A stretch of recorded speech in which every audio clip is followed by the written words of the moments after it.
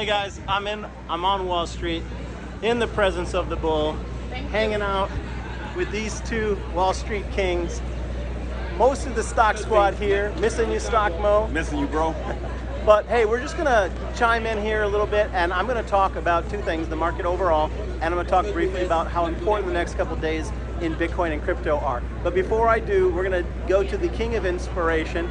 And Larry was kind of motivating as we were walking through this area, and he was just reminding you guys, if you've been on his page, you probably heard him talk about how old Wall Street is. Larry, just kind of remind the people about the institution of Wall Street and the opportunity that it has always represented. Now we know that for most people, it's not been within reach. It has not been within reach, and they did not see themselves standing on Wall Street and seeing it as a place where they could make their wealth. But I can tell you for a fact, the three men that you see standing in front of you, none of them were born into privilege. All right, and so thank goodness, thank God that we found our way here, and on our pages, it's the story that we're telling, it's the invitation that we're giving to all of you guys that you have a place on Wall Street. Absolutely. You can find your feet there one day, and it is a place where wealth can be made. Larry, tell a little bit about how old Wall Street is and how long it's been around. Wall Street was established, New York Stock Exchange was established in 1792. And when was the country established? 1776. So Wall Street is literally 16 years younger than the establishment of the United States of America. But Larry, let me tell you right now, I've been watching the news, and you know, the Fed, and there's been a lot of fear about the markets crashing, the mother of all recessions. You know, wealth trading hands. I mean, I'm thinking that maybe I should be getting rid of all my stocks. Why would I want to continue to get involved in Wall Street at this point? Because number one, we buy fear and we sell greed, okay? We look at some of the prices of these stocks like Meta. You know, bought some Meta the other day at $4.19. It's all fear, fear. We were talking earlier on Keenan's video and my video, and now we're going to tell you guys this. It's okay to continue to buy, but now is a good time to buy and cash up at the same time.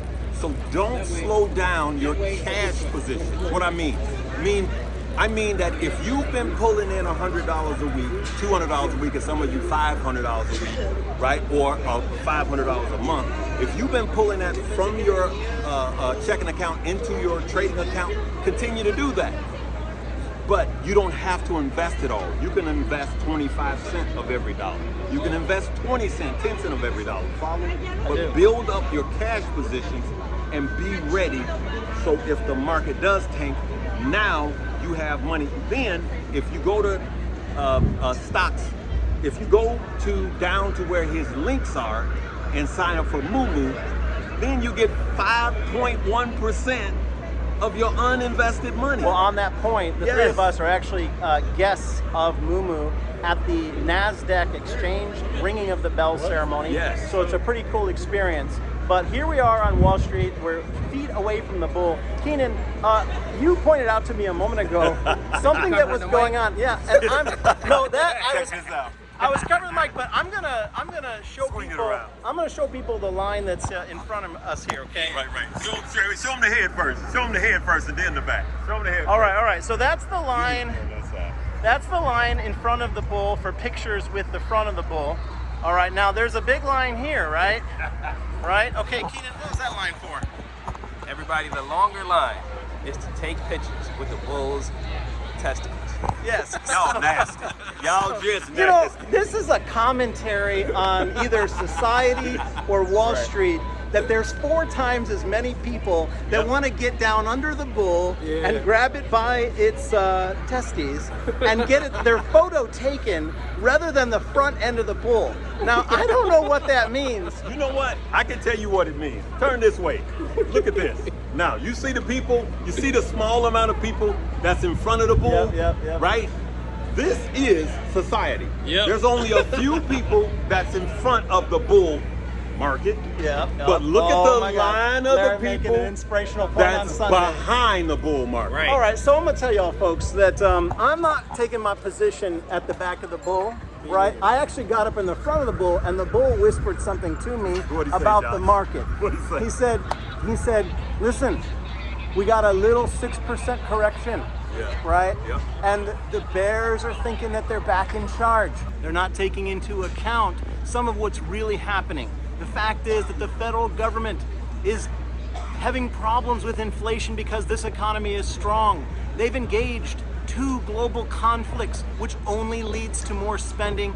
And he said, you know what? The federal government's going to be spending $1 trillion a year for the next 5 years. So how much of a recession can the economy really fall into? And then you've got the factor regarding AI, which has never come about before. It's basically, you know, it paving the way for Web 3.0, right? It's changing everything. Blockchain is changing everything. Larry Fink wants to put all the assets onto the blockchain. He also said that, you know what? The current way that stocks are traded here on Wall Street is old. They want everything to be trading 24/7 the way that crypto is trading. This is actually perhaps one of the most exciting times to be an investor ever, right? We're talking, you know, Larry introduced the video talking about how long Wall Street has been around doing things the way that they've been doing them for hundreds of years. And we right now are living in a time when it's being entirely turned upside down. People like the 3 of us and all of you have access to it, but you got to be careful that that bear voice doesn't get into your head, that you don't get so fearful about the changes that are coming, because there are changes that are coming, but there's going to be money made in those changes. That's the main message that I wanted to give you guys today. Take the time to watch Keenan's video. I talked a little bit about the S&P 500, the fact that yes, we don't know whether it's straight up from here. We've been going up for quite a while. We've been going up a good part of 2023 and really most of 2024. We got our first reasonable under 6% correction. I'm gonna give you guys the secret. I talked about it on Keenan's show. We have to get above 5,200 and make a new higher high.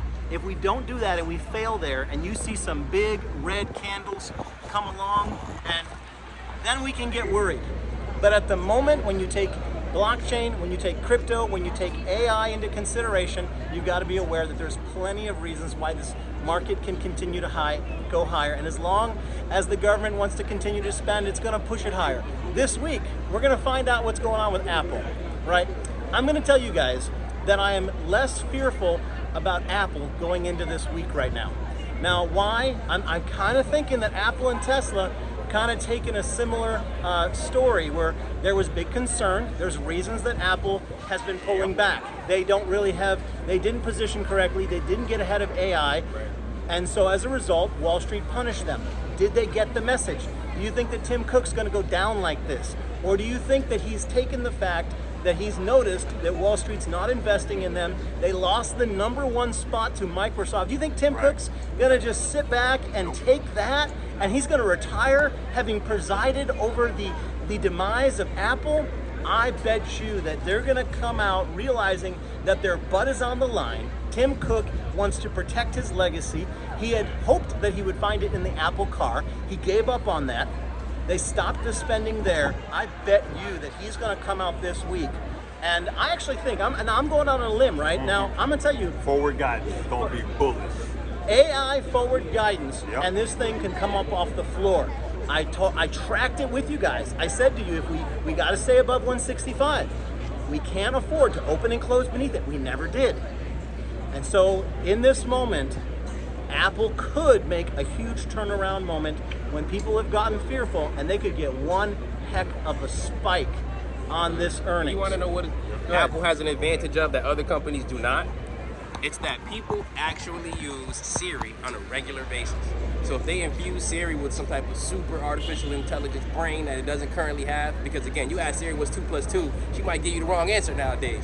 But they just have to flip a switch, artificial intelligence brain into Siri, and then most people in the world, like 50% of the United States population at least, will automatically have access to artificial intelligence in a way that they never had before without doing anything different. It's right on their phone. Now, you know what, guys? If I'm wrong, then I'm wrong. But I'm feeling a little bit bullish about Apple going into this earnings. I will tell you, though, that if he isn't on point, then he could be in big trouble. Yes. And we'll be watching that 165 line.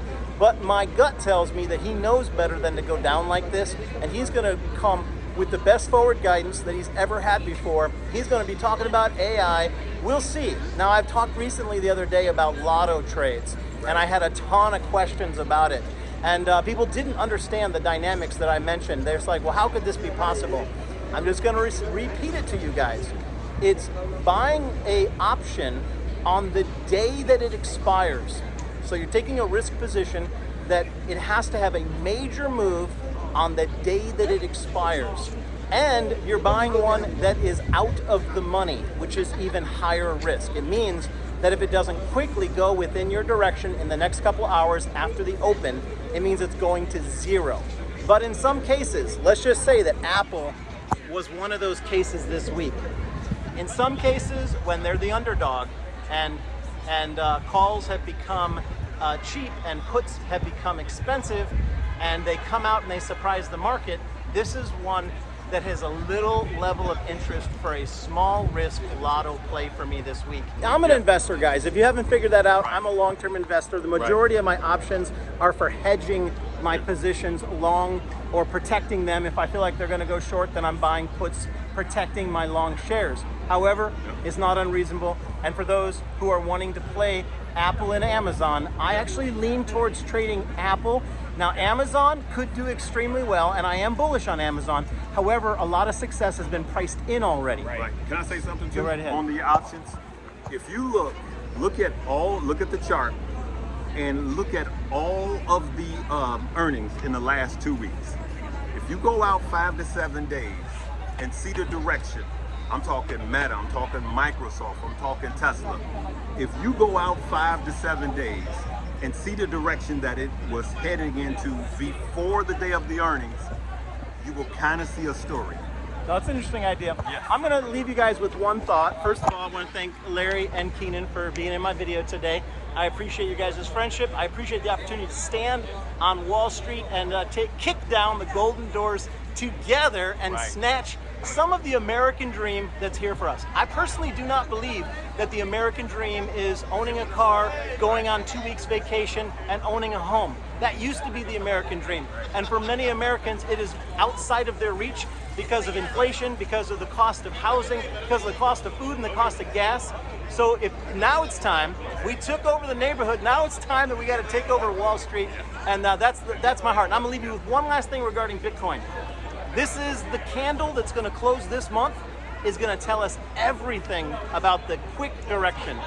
Guys, it pretty much is this. We gotta close above 68,000 this in the next couple days. If we fail to do that, then it's gonna be a nice downtrend. So watch this candle close up. It's gonna tell us a lot. I'm gonna talk more about that in my next video. Appreciate you guys, appreciate all of you. Make sure you hit that subscribe to get the next content. Can I say one thing before you sign off? Yes, sir. The American dream is for everyone viewing this video. Regardless of where you live in the world, financially, you can be a part of the American dream. And take the dream out of the suburbs, out of whatever city you live in, and include some Wall Street in it, because that's yours too, people. I got one thing to say too, and that dream will stay a dream if you don't take action. I love it, guys. And position yourself at the front of the bull. Don't let the crowd take their position at the back of the bull. Right. We love you guys, and we hope you have a very successful week this week in the markets. Take care.